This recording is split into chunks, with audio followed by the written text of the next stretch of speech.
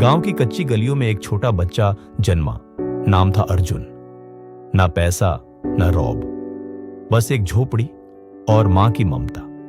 हर सुबह मां चूल्हे पर रोटियां सेंकती थी और उसी धुएं में अपने बेटे के सपनों को भी सेंक रही होती थी। अर्जुन के पास चप्पल नहीं थे, लेकिन उसकी आंखों में कुछ अलग ही चमक थी। स्कूल के बाहर खड़ा रहता। भीतर से मास्टर जी ने देखा और बोले, तेरे अंदर कुछ बात है बेटा, पढ़ लिख के कुछ बड़ा करेगा। अर्जुन लकड़ी से जमीन पर लकीरें खींचता। लोग समझते खेल रहा है, उसे समझ थी वो कुछ बना रहा है। एक दिन खेत के किनारे उसे एक टूटा मोबाइल पड़ा मिला, किसी और के लिए फेंकी चीज, पर उसके लिए एक दुनिया का दरवाजा। रात को वो खंभे के नीचे बैठकर उसी मोबाइल से कुछ ना कुछ सीखता रहता। चारों तरफ सन्नाटा, पर उसके भीतर शोर था, कुछ कर दिखाने का। किसी ने पुराना सा लैपटॉप दे दिया।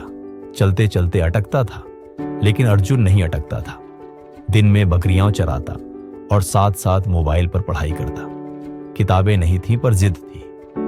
एक दिन मिट्टी की दीवार पर कोयले से उसने अपने ऐप का नक्शा बना डाला।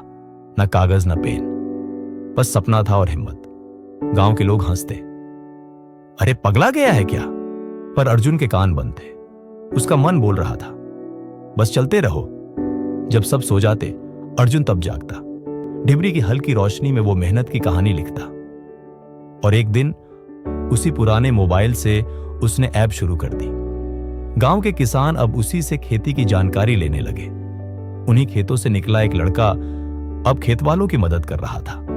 गांव में चर्चा शुरू हो गई, अर्जुन ने तो बढ़ाकर दिखाया।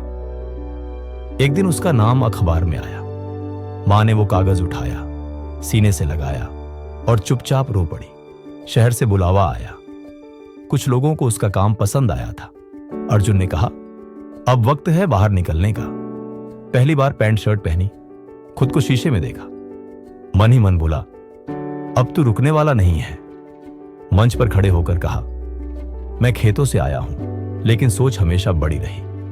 जब पत्रकार ने पूछा, तेरी प्रेरणा कौन है? अर्जुन बोला, मेरी मां और वो टूटा मोबाइल। उसने मां बाप को मंच पर बुलाया। लोग तालियां बजा रहे थे। मां की आंखें नम थी। अब गांव के छोटे छोटे बच्चे अर्जुन की ऐप से पढ़ते थे। कल तक जो स्कूल से डरते थे, आज मोबाइल से सीख रहे थे। अर्जुन ने अपना छोटा सा ऑफिस खोला, एग रोलिंग। नाम छोटा नहीं था, यह गांव की उम्मीद थी। एक दिन फिर से अर्जुन अपने खेतों की ओर चला।